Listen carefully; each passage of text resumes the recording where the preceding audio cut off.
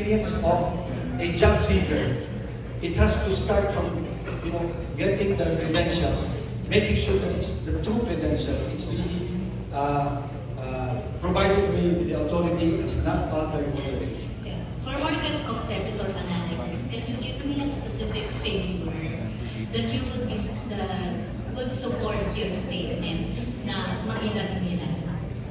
I'd just like to understand the scope of the market if you will be given a chance to win this competition. Well, for the Philippines alone, we're expecting about ₱1 billion market. And there's less than 10 players right now. Actually, just for the blockchain credential.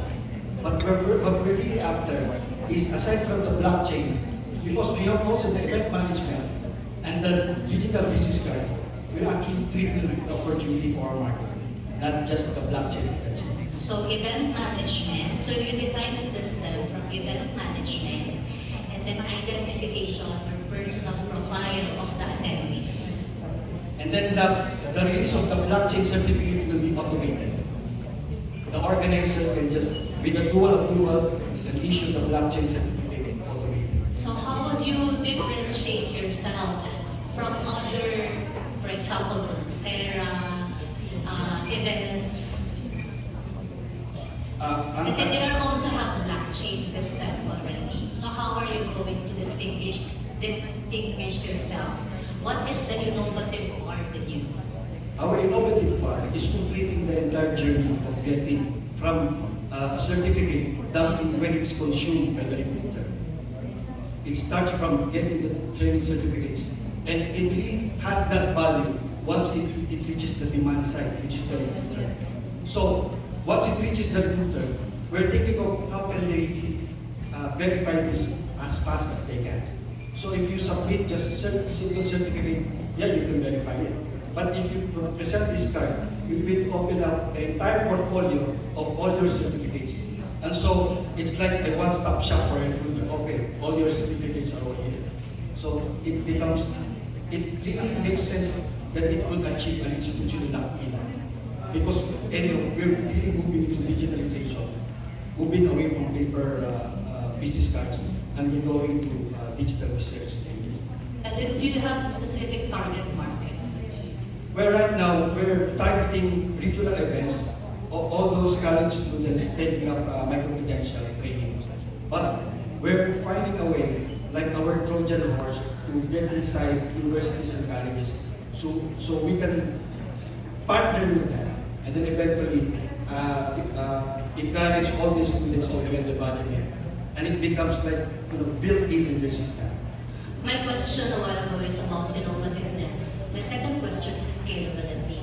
Can you give me a figure on the target market that you are targeting if ever you will within this competition? Actually, we're starting with the Region 1.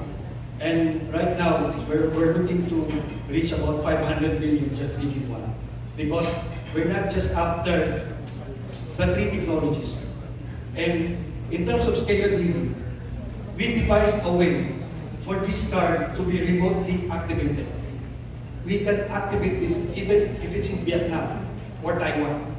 So we can have print shops. We can license in Vietnam or Malaysia that they can reproduce this, print it, and then we will just activate it remotely. And they'll just pay us for a small fee. This is our Trojan horse. And once they sign up, now they're inside the budget. That is our user acquisition engine. Last question. Can you give me a potential risk that might be encountered since you have mentioned that it can be replicated anywhere from other countries? So what are the potential risks that can be encountered by that technology, and how are you going to address it? Right now, this technology is already protected by a file utility model. But if we're talking about just the design of the card, it's actually just an NFC blank card. Whatever design they put it here, custom, it's fine. But we can remote it, actively remote it, or even disconnect it at our own time, because it's connected to our database.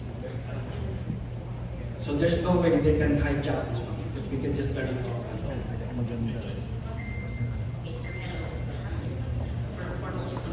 applications. I know. Yes. Let me just ask you a little bit on innovation. So your question to the user is, what do you think is your most innovative feature compared to your competitors? Actually, as I mentioned, there's no single company which does all three things: the event, blockchain, and digital business card. So, if we look at advantages, I can identify about each of them. So, for the event management, the Eventbrite and then the Luma, they don't have programmatic check-ins.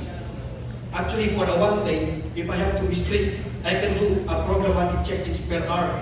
So I'll just make sure that they're really paying attention. In the blockchain, we're using SWIFT, but the receipt technology requires dual approval. Hindi lang isang training organizer has to request for another person to approve kasi may using this. And then the third one is the digital business card. They're not doing it. Okay, sir, I understand. Tama po ba, sir, that when you created this or developed this, pinala niyo Yung verification. Yes, we actually use like Eventbrite or Luma. We're using that for our event. Kasi I'm a president of a council. We normally organize. Sabi one thing, Roger, first, you have to know your enemies first before you. Yes. Okay, in the interest of time, instead of me asking questions, can I just render you suggestions, okay, for improvement? Okay. So number one, I hope that you can provide a hard traction data. When I say hard traction data, you have to use like the paying users mo. Okay, you have to identify that ilan yung active stores na plano mo. Okay, tinanong ka nila tungkol sa target markets.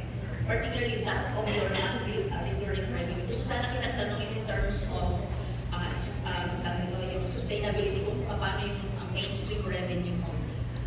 Kaya sabi ko, yung interest of time na just I have some few suggestions. And I hope, sir, that in your innovations, you have to clarify yung BIR readiness or ready din mo kayo para hindi lang self Yes, we are. Yes.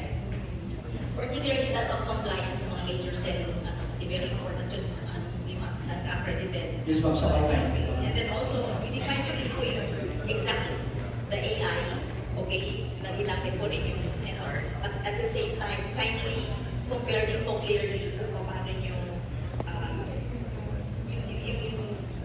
technology nyo or yung invention po ninyo or yung innovations po ninyo against POS providers. Okay, and then you have to explain your advantage. Others are using POS, so very different. So ano ang advantage of using that? Okay, marami na lang oras na. Okay, and then last, balik na ako with the pressure. Okay, and then last is, I hope that you can strengthen particularly yung onboarding ng customer support ninyo kasi that is very, very important. Particularly those sa mga areas or sa mga events na may low po siya, digital literacy, particularly yung mga MSME. So I hope na hindi lang po yung nakaka-focus sa mga government, mga yung scalability yung improve din po yung applications. That's all. Thank you. Ma'am, maraming salamat.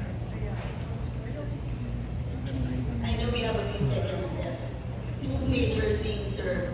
Please look into your value proposition. It was very chaotic in terms of, it's hard to understand if you are doing events management, if you are doing SaaS, if you are doing AI flagship. So we have to refine that. And then maybe we have to clarify who is your customers. Please note that customers and users are different. Thank you.